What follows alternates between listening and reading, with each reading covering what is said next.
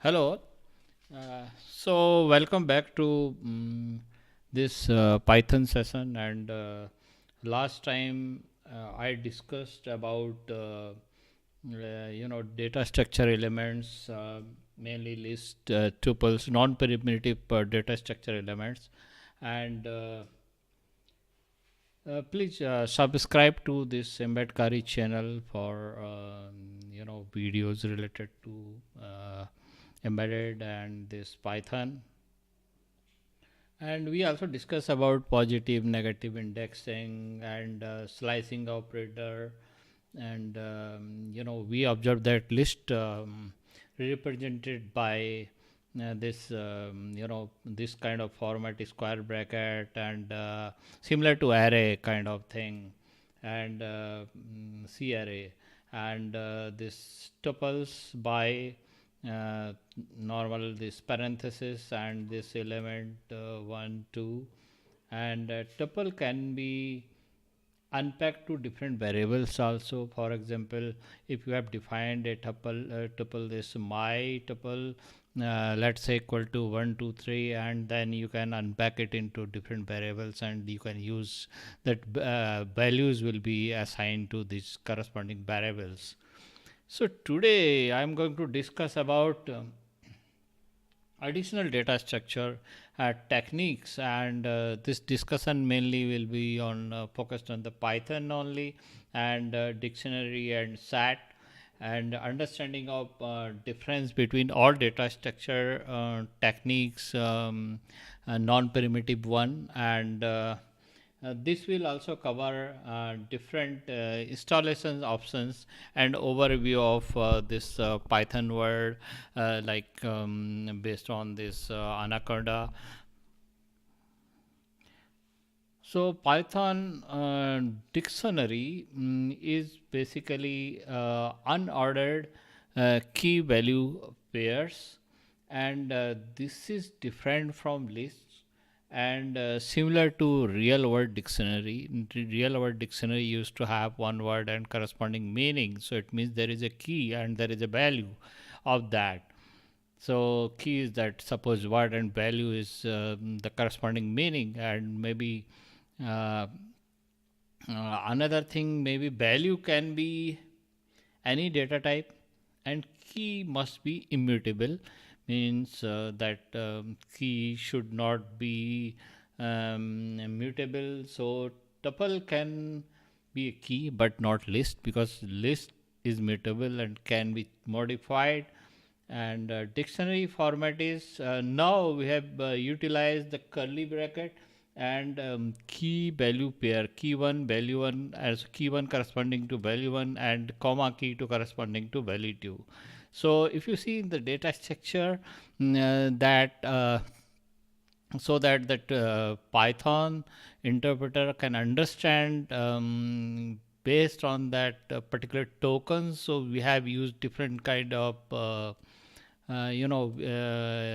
this have been utilized, this brackets, whether it is a square bracket or parenthesis or curly bracket, to identify between different data structures. And other thing is, it is immutable. So we can start from the empty. So empty one can be simply, if you define, let's say test equal to this, so that will be empty dictionary, and then we can keep on adding into that, and that can grow later. And other thing is like, one simple example can be dictionary of student name and corresponding identification number, roll number, or telephone directory is also one of the best example. If you put person name and corresponding contact number. So let me show you one example of this, how to define in the Python this dictionary. So let's say my class is one of that such dictionary, and in that you can see like particular name of the person and mark, and then corresponding id number, then Tony id number, because, and different id number. And when if I am trying to access a particular this thing,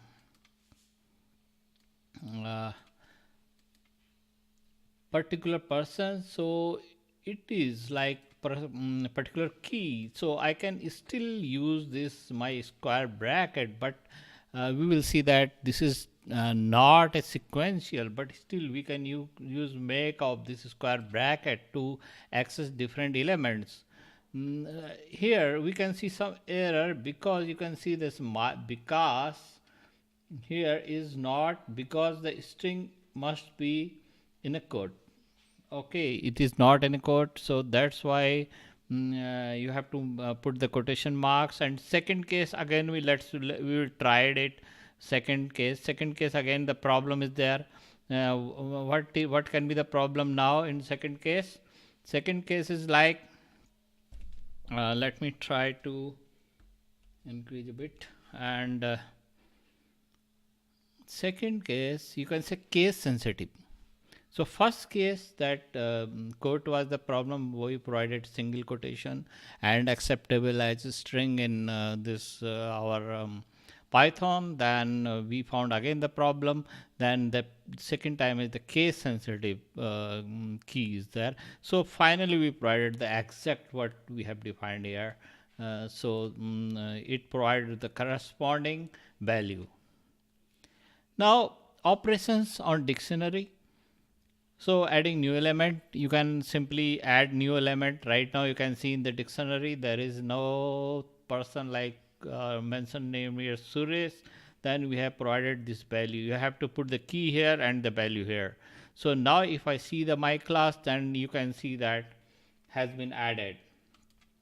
Now value of the two elements can be the same. So you can note like let's say Vivek, I put same thing, and then Raj, I added a new element. So this time I added another element with you know here that lowercase of first v, so it is adding the another element, and you can see the same value. And deleting the existing element pair, so if we delete my class and the particular key, so it will delete the complete pair. And if you see the length will be in the pair basis. Like 1 2 3 4 5, so because we already one deleted. So after that, checking the presence of an element, so let's say mark, this is the syntax, mark in my class. So this is the name of basically that key we are passing, and in, and then format is like that, and then the name of the dictionary. Then it will say okay, mark is not there because we have deleted here mark. And now we can say mark not in, then it will say true because this is not in condition. If you put something else, let's say Vikas, then it will give again that true. Okay. Similarly, you can pop a particular element using the myClass.pop method. So because it is a method, so we have to use this parenthesis in the past that particular parameter. So it will pop that value of that. And similarly, now you can see that my class, and this has gone from this because it is popped out. And pop can be used, the pop the element in utilities, its value in return. So we can use test equal to this pop, then Vivek, so then test will be like value of that particular element Vivek. So you can 204566. So you can think of like many operations where we have we are building one particular data structure, and when it is being utilized, and we can popped up whatever we want, because we don't have any C pointer kind of thing here. So we should have some mechanism to take out that elements randomly. Now C Python version, another thing you will come to know about the order dictionary. What is the meaning of order dictionary means?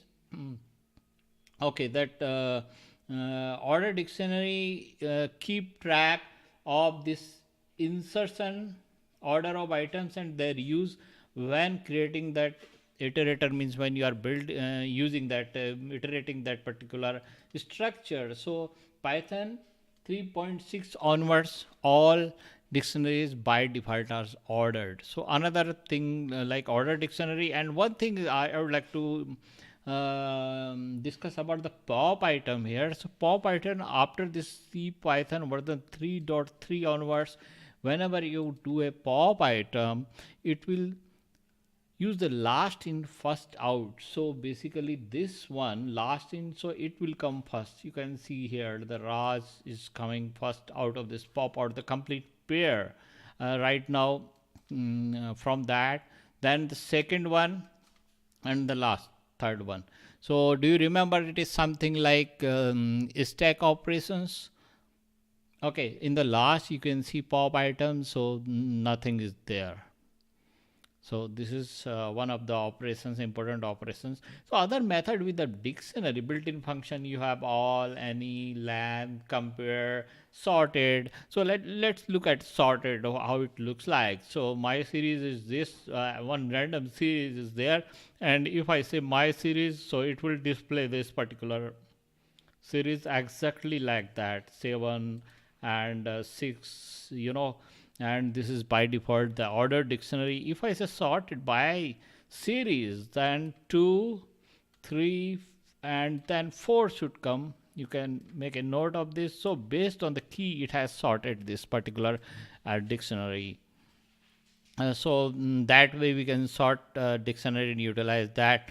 Now we have this list, we have tuple, we have dictionary. So which one we should use?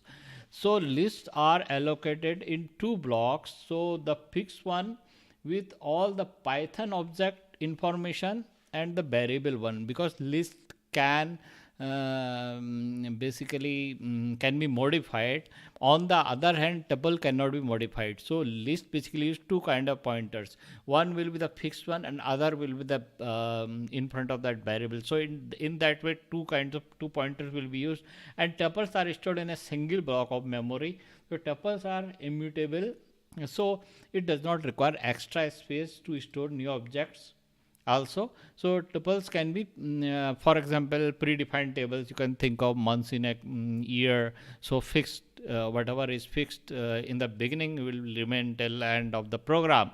So this is the reason that because now tuple is faster than list, because it does not require extra pointer for accessing that two block kind of things structure. So that's why it is faster than list.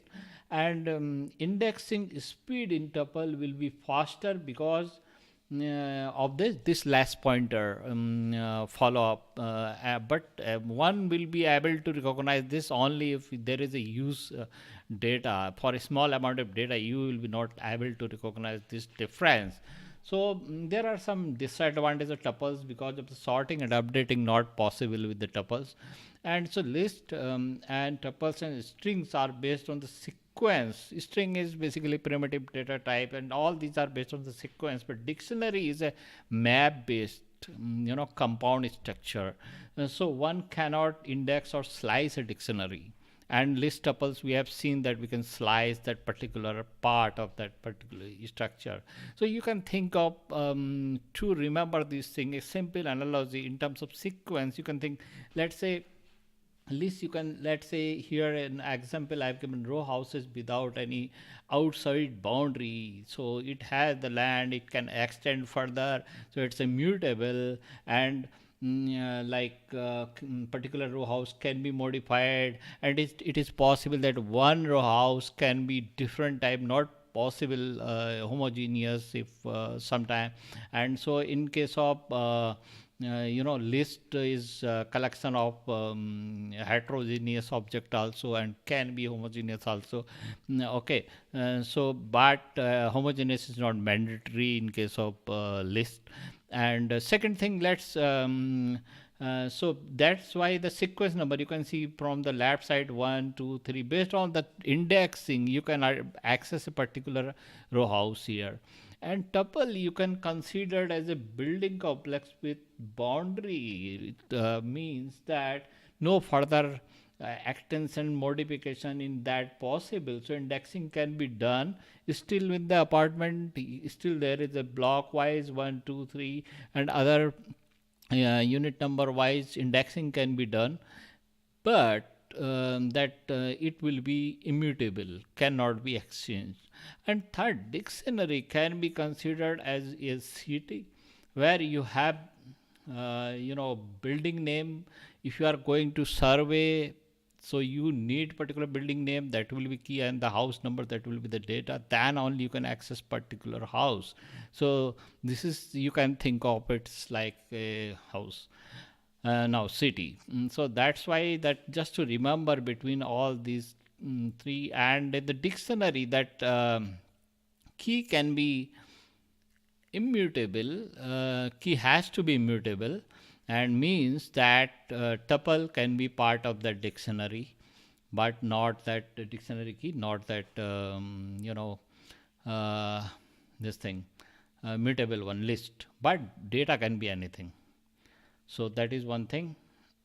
Let's look into another non-primitive data structure element, SAT, which is totally different from this list, tuple, and dictionary. So SAT, you can think of mathematical notation of SAT, you know that SAT theory, and it is unordered and unindexed unique items. There will be unique items within that. So there is no indexing, there is no key pair kind of thing. So accessing all the components, any components, is only by scanning through the whole SAT. So what is the use of this? It's used in similar to SAT. You can have like union, intersection, those kind of operations can be done in that. Okay, so it is a mathematical notice. So basically union, you have to use this union for this symbol union, and this intersection or and kind of symbol, and difference. We will see these operations below. And a set cannot have multiple elements. So okay, so sorry, mutable element. So that is list, uh, SAT or dictionary.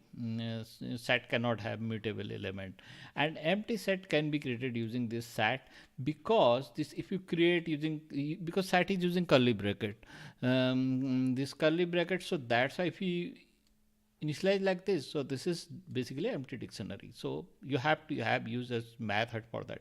And frozen set are immutable sets and cannot be created by, can be created by frozen set. So there are many built-in functions like all, length, sum, sorted, and all that. So SAT, we will see like all, union, intersection, and those kind of set operations, mathematical set operations can be done. So this kind of structure where matrices or those kind of wherever is needed, so that SAT can be utilized there. And let's say Python word overview. What is the meaning of this? So let's look into the Jupyter Notebook. Okay, first. So whatever the important things, tools are there, so I am going through that. We will be learning Python using this Jupyter Notebook. As we have seen in C, we have Eclipse IDE, and for the learning anything, it is important that you must understand the tools being installed, and yeah, how to use the tools easily, so that you can visualize the results and quickly, and you can sometime inspect that your code within the tool itself. So that's why this Jupyter is there. So Jupyter Notebook is an open source web application, so JavaScript based, that allows you to create and share documents that contain live code, equations, visualization, and narrative text. So let's look into this particular link of Jupyter. So this is the Jupyter. So you can think like, this is the definition I have taken, is that open source web application.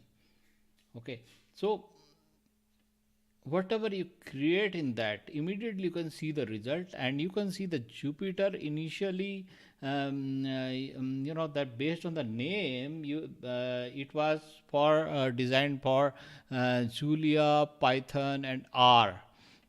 But now it contains, it has support for many languages. You can see initially this, now Scala also. And this is You can think of big data or interactive output and those kind of stuff. Let's go back to, so it works as a web application. So basically, that it runs code in a server that can be local or that can be remote, and that output of that server will be presented in HTML on the page. Okay, and this is very good tool in terms of collaboration between scientists and engineers, and very very useful.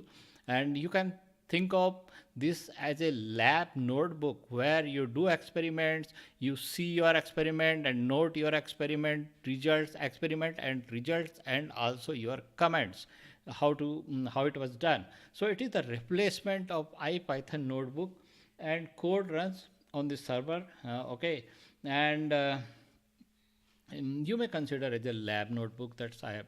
Okay, another thing that we will work on this, basically I will see that how this Jupyter can be. Another thing is that Python package index, its terminology is the online repository of Python modules or packages in the form of archive that called source distributions.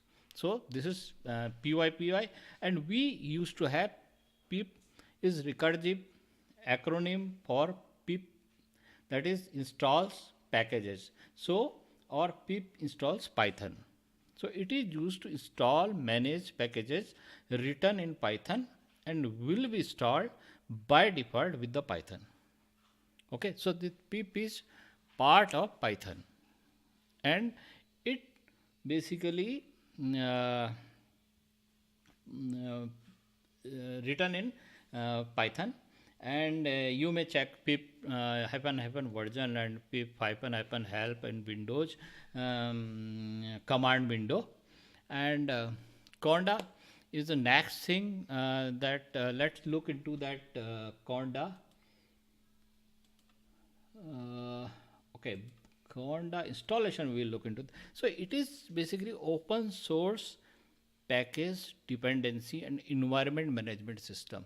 So these things basically, when we talk about Conda or we talk about some sort of apt get, we discuss them in the Linux package manager. So these things make developers life easy by installing the different packages, checking dependencies, so that the developer can focus on actual job, not on these things. And so this is that kind of package management system, setting environment and all that. So it was initially developed for Python, but now supports many languages like Python, R, Ruby, Lua, Scala, Java, JavaScript, C, C++, Fortran. So for installation of this Conda installation, where here we will check that guidelines. So Conda can be like system requirement is given here. You should have 32 or 64-bit computer, and you can have mini Conda. You can install up to 400, or I will recommend AnaConda. AnaConda, we will see that what is that, and it requires 3 gigabyte, and within that you will see this particular thing is already there, and it will also have that Python. So it is supported Windows, Mac OS, Linux, everywhere it is supported. So now next, AnaConda, what is this? It is the Python distribution for data science. So as the above we have seen, pip was with that Python for installing that Python modules from pip index, and this Conda is basically for is the package manager. More than that, pip is separate thing that is for Python specific, but Conda is basically for package manager, general package manager, and AnaConda is like Python distribution for data science. So let's see that what is the AnaConda. This is the important one. Like what is this AnaConda distribution?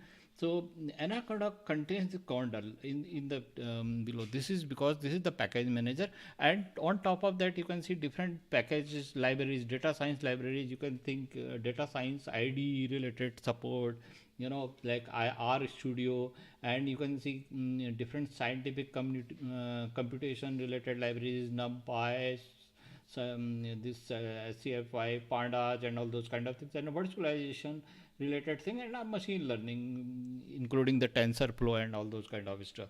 So everything is part of this Anaconda project.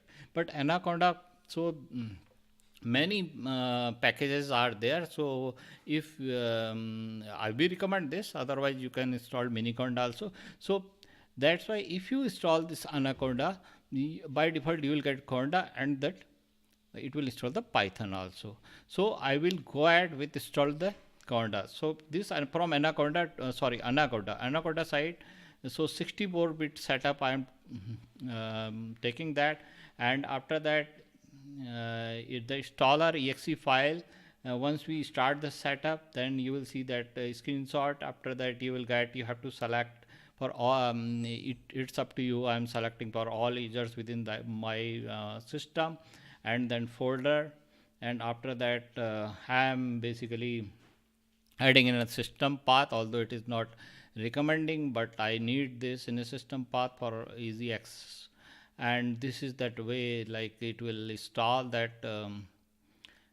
After that, if I check now my Python version, so Conda version in this, and Python, if I check, earlier it was 3.6 something, now it is 3.7.0, and also it will mention that Anaconda is there.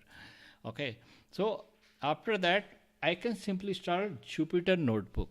So Jupyter Notebook is also part of this. So everything Conda, Jupyter Notebook, Python, I got everything with this. So if once I type Jupyter Notebook, so it will present this kind of web page to me. Now I can work on this particular platform. By in the right side, if I am interested right now in the Python, right side I can select that particular Python, and I can also use this for writing this text file and all that. So let's see how it works. Let me just run this here, Jupyter Notebook, and within the Jupyter Notebook what I did, basically I will open. Normally it's a from here you can new, and if I create another Python, and you will have different kind of cells and all that. Here I can start directly write my anything. Let's say we are test equal to let's say let's try to instead of this, and if I use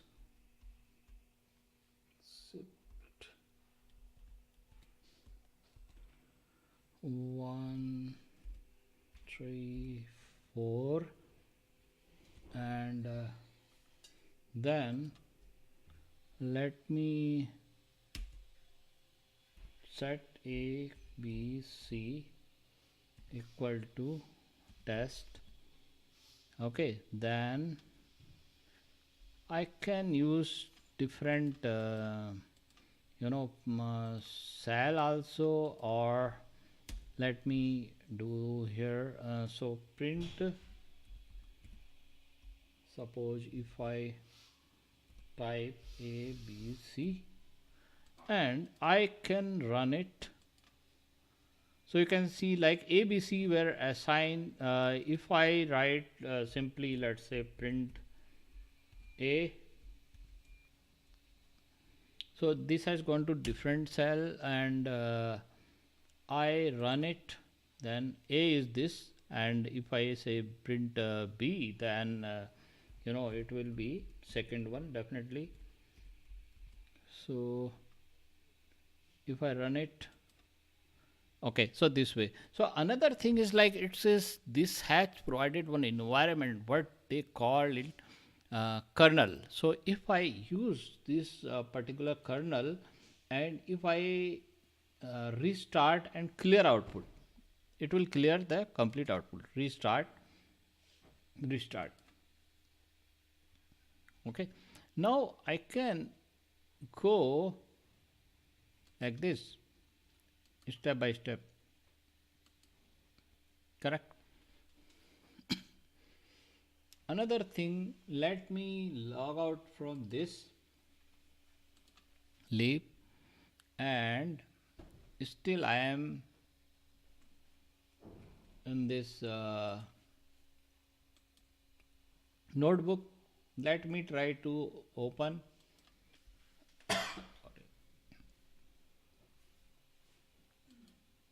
uh, I need to just a moment. I can from here also, I can always, if some issue, control C, I can anyway exit.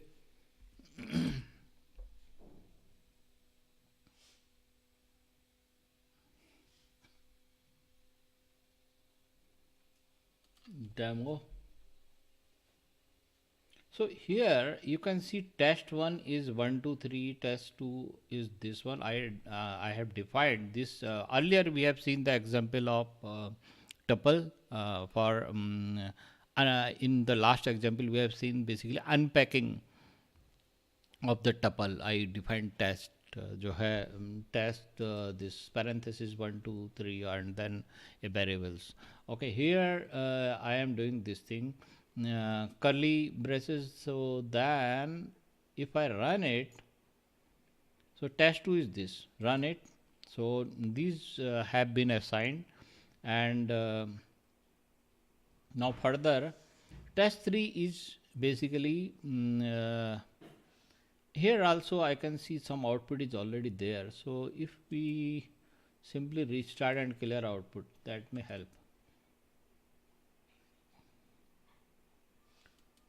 So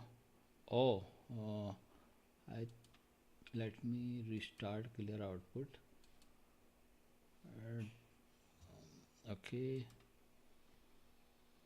run, and then you can see this union, then all 1 2 3, all the item whatever in both, you can see that. And next if I run it, then intersection, and then difference whatever will be in first but not in second, so that will be like 1 and 4, you can see from this 1 and 4. So this way, this is like kind of cell by cell we are executing our set of instructions.